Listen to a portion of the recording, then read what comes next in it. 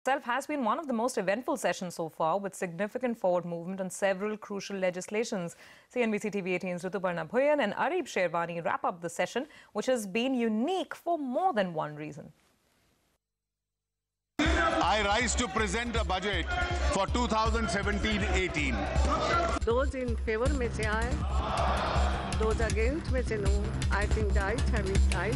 The motion is adopted. This was a unique budget session in many ways. Firstly, the date of the start of the session got preponed till end of January. Secondly, for the first time in independent India, we saw the rail budget and the general budget getting merged. And last but not the least, all budget-related procedures got completed before 31st of March, which is the end of the fiscal year.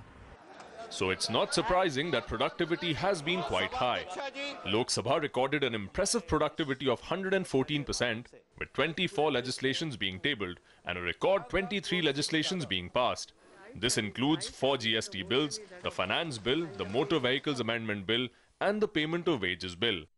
However, the lower house lost 8 hours to disruptions, and this was made up by conducting business for an extra 19 hours. Rajya Sabha, meanwhile, recorded an efficiency of 94%, passing 14 bills in the process.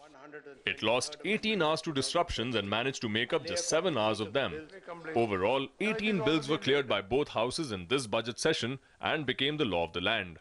Key among them are 4 GST bills, the Payment of Wages Bills, the Employees Compensation Bill and the Taxation Amendment Bill.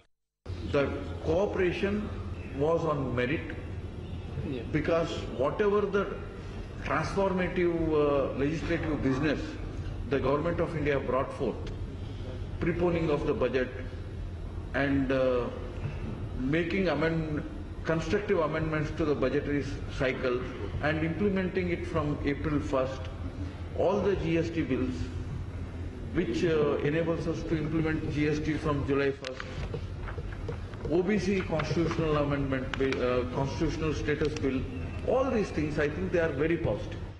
While Lok Sabha passed legislations fairly easily, the Rajya Sabha, where the government doesn't have the numbers, saw the opposition put up resistance to several items on the legislative agenda.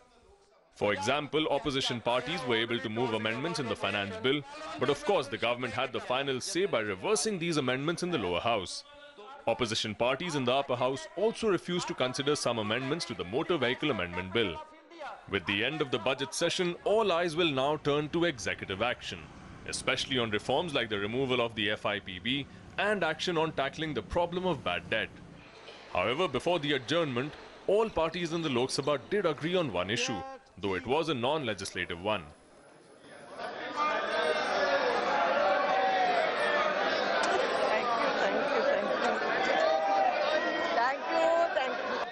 In New Delhi with Rituparna Bhuyan, Arif Sherwani. Well, a quick check.